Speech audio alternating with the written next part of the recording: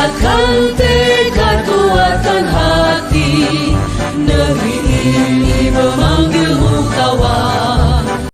Baik, Assalamualaikum warahmatullahi wabarakatuh, Pak Soke, Pak Dodi, gimana kabarnya Pak? Waalaikumsalam warahmatullahi wabarakatuh. Baik, Pak. Gimana Pak suasana di Gunung Labuhan? Gimana cuaca Pak? Alhamdulillah, Pak. Udah 2 hari ini turun hujan, Pak. Selama ini kan udah 3 bulan tidak hujan-hujan, sudah agak mulai hujan, sudah mulai berkembang lagi, Pak. Oke. Baik Pak, pada malam hari ini kita akan mengadakan coaching. Sebelum mengadakan coaching, ada beberapa hal yang ingin saya sampaikan pada sesi ini. Saya akan bertindak sebagai supervisor, Pak. Pak Iya, Soke, Pak Dodi. Saya akan kemudian Pak Dodi akan bertindak sebagai coach, sedangkan Pak Soke bertindak sebagai coachee. Oke, sebelum proses coaching ini kita laksanakan, di awal ini ada beberapa yang ingin saya tanyakan, Pak, kepada Bapak Dodi Iya, sebagai coach berkenaan dengan kompetensi coach, Pak. Pada pertemuan ini ada beberapa rubrik yang ingin saya amati. Yang pertama yang akan saya amati pada saat coach ini adalah yaitu menggunakan alur tirta, Pak Dodi, yaitu tujuan, identifikasi, rencana aksi, dan tanggung jawab. Kedua adalah kompetensi yang dimiliki coach, Pak. Oke, kalau begitu saya boleh tahu apa nih Pak, kompetensi apa yang akan Bapak Dodi kembangkan, Pak? Baik, Pak Yasin, terima kasih. Jadi, kompetensi yang akan saya kembangkan dalam coaching kali ini adalah kehadiran penuh, mendengarkan aktif, dan mengajukan pertanyaan yang berbobot, Pak ya. Oke, berarti ada 3 Pak ya, ada 3 kompetensi coaching yang akan Pak Dodi kembangkan dalam proses coaching kali ini. Nah, dari ketiga kompetensi itu Pak, mana yang secara spesifik ingin diobservasi Pak Dodi, Pak? Jadi dari ketiga kemampuan coaching tersebut, yang akan saya kembangkan adalah yang lebih spesifik adalah mengajukan pertanyaan yang berbobot, Pak. Oke, kemudian Pak, apa indikator dari menanyakan pertanyaan yang berbobot, Pak? Ketercapaian tujuan apa yang Pak Dodi inginkan, Pak? Jadi harapan saya adalah dari pertanyaan yang berbobot, saya sebagai coach, Pak, dapat mengarahkan coachee untuk mendapatkan solusi dari masalah yang sedang ia hadapi, Pak, dan dapat memunculkan ide-ide baru lah, Pak. Oke, sudah saya catat ya, Pak Dodi ya. Berarti Pak Dodi ingin Pak Sokip sebagai coachee itu mendapatkan solusi dari masalah yang sedang dihadapi serta mendapatkan ide-ide baru. Begitu ya Pak ya? Iya, Pak. Iya, Pak. Oke, sekarang Pak saya persilahkan untuk Pak Dodi bersama dengan Pak Sokip, Pak Dodi sebagai coach dan Pak Sokip sebagai coachee. Silakan Pak. Assalamualaikum Pak Sokip.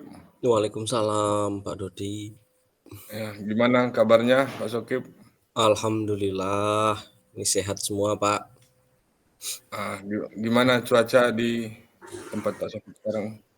2 hari kemarin sempat diguyur hujan Pak, cuman untuk hari ini tadi siang sampai malam ini cuaca cerah Pak. Oh ya. Jadi Pak Sokip, selain itu saya lihat-lihat juga Pak Sokip ini sepertinya ada masalah yang ingin disampaikan dengan saya. Kalau boleh tahu dan kalau boleh ini tolong disampaikan dengan saya, Pak. Ini kan gini Pak, di sekolah saya itu kan ada anjuran membuat keyakinan kelas Pak, dan setiap kelas itu sudah membuat Pak, itu berdasarkan kesepakatan dari seluruh murid dan guru atau wali kelas. Itu sudah dibuat oleh setiap murid, udah ditempel di di karton, kita tempel di dinding. Nah, yang jadi permasalahan ini ada, Pak. Di sekolah saya itu, di kelas saya, Pak, di kelas saya pribadi itu ada 2 siswa, Pak, yang sering melanggar keyakinan kelas yang kita sepakati bersama, Pak. Itu masalah yang saya hadapi saat ini, Pak. Oh, seperti itu Pak Sokip ya.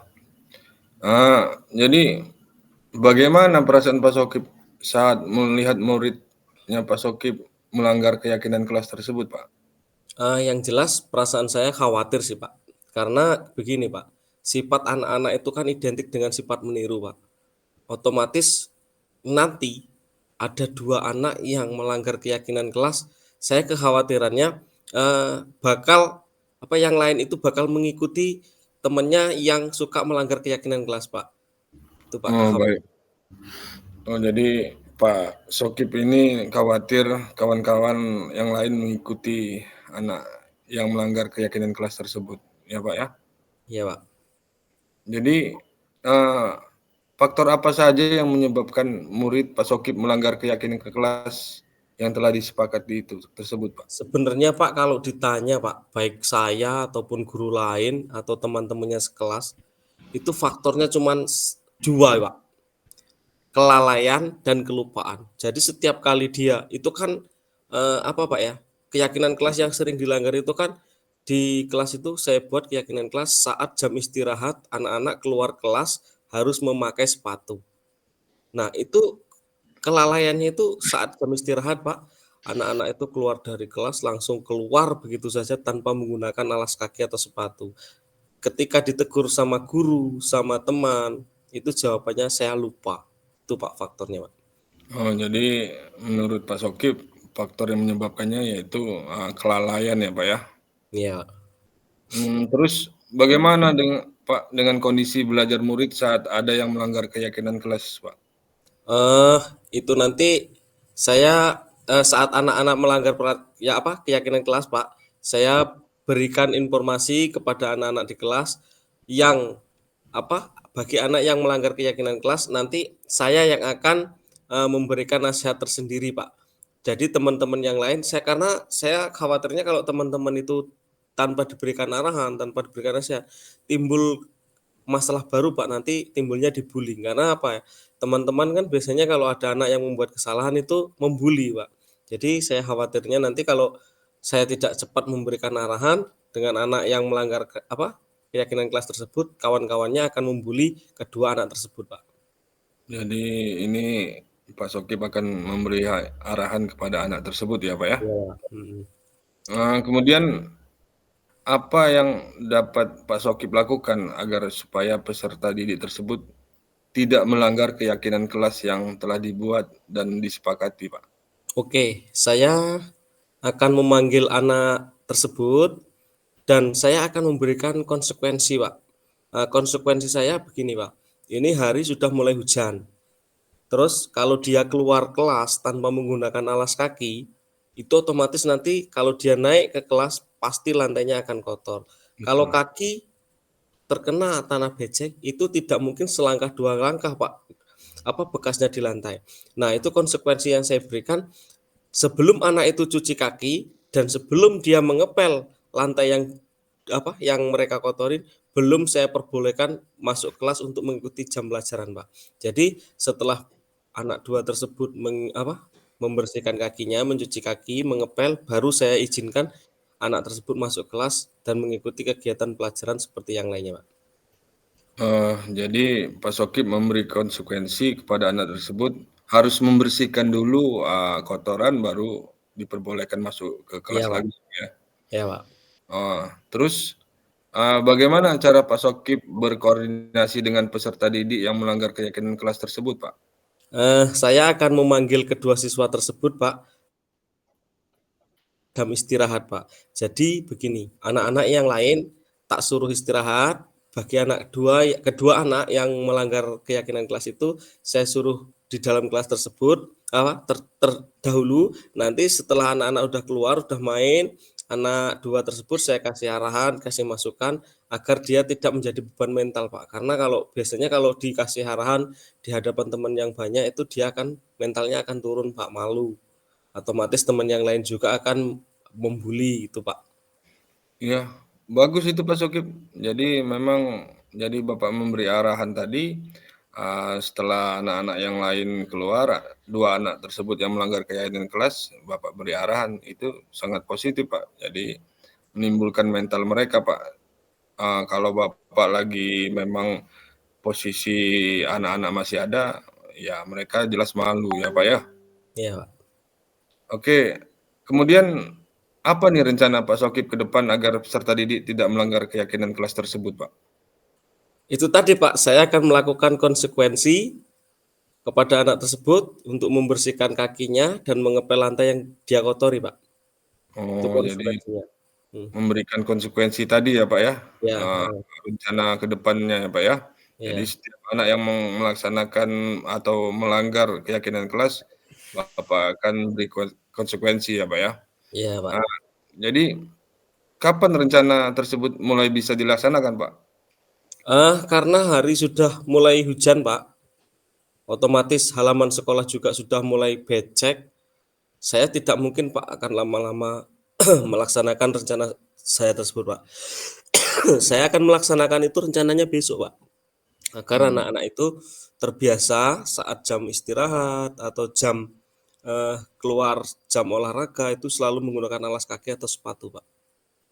Ya, baguslah Pak kalau langsung secepatnya Pak. Jadi memang hal tersebut harus dilaksanakan agar proses pembelajaran di kelas Pak Sokip berjalan dengan baik ya Pak.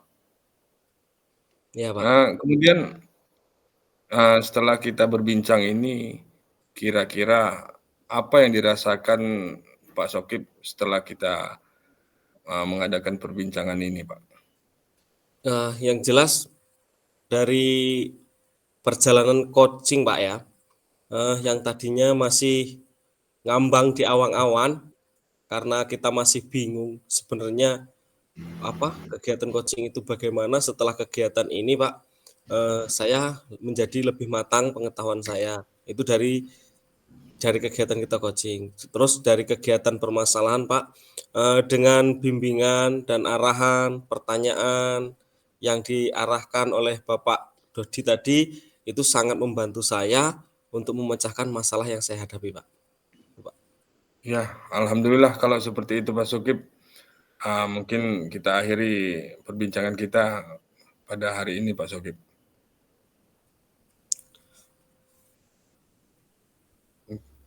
Oke. Oke, baik, alhamdulillah ya. Tadi kita sudah sama-sama melihat bahwa Pak Dodi selaku coach sudah melakukan coaching dengan Pak Sokip selaku coach. Nah, sebelum penutupan nih, saya akan menanyakan beberapa pertanyaan ya terhadap Pak Dodi selaku coach. Iya Pak, siap. Pasca observasi, yang pertama, apa Pak yang sudah dilakukan pada saat melakukan coaching terkait indikator ketercapaiannya Pak? Mohon izin menjawab ini Pak Yasin. Jadi setelah saya melakukan coaching dengan menggunakan alur tirta, yaitu ada tujuan, identifikasi, rencana aksi, tanggung jawab, sehingga alur tersebut dapat menceritakan atau menemukan solusi dari permasalahan dari coach, Pak. Oke, Pak Dodi. Menurut saya Pak, proses coaching yang dilakukan Pak Dodi dengan Pak Sokip ini sudah berjalan dengan baik Pak. Proses alurnya juga sudah berjalan sesuai dengan alur tirta. Ya, termasuk Pak Dodi juga sudah berusaha ya menggali dengan memberikan pertanyaan-pertanyaan yang berbobot sehingga coach bisa mencari tahu atau mendapatkan solusi. Dari coaching juga sudah dilakukan dengan prinsip coaching seperti apalagi yang ingin dikembangkan berdasarkan hasil coaching yang baru dilakukan tersebut Pak. Jadi Pak, ada kompetensi yang ingin saya lakukan adalah dengan cara memahami proses Pak. dengan cara memahami proses tersebut, ya maka proses coaching dapat lebih baik, Pak. Saya sangat berterima kasih sekali dengan Pak Yasin, ini sudah meluangkan waktu untuk mengamati kegiatan ini, Pak. Oke, sama-sama Pak Dodi. Mudah-mudahan kegiatan ini bermanfaat untuk kita semua ya Pak ya. Terima Iya, Pak. kasih Pak Dodi dan Pak Sokip juga. Sama, Pak. Saya akhiri, wassalamualaikum warahmatullahi wabarakatuh. Waalaikumsalam warahmatullahi wabarakatuh. Wabarakatuh.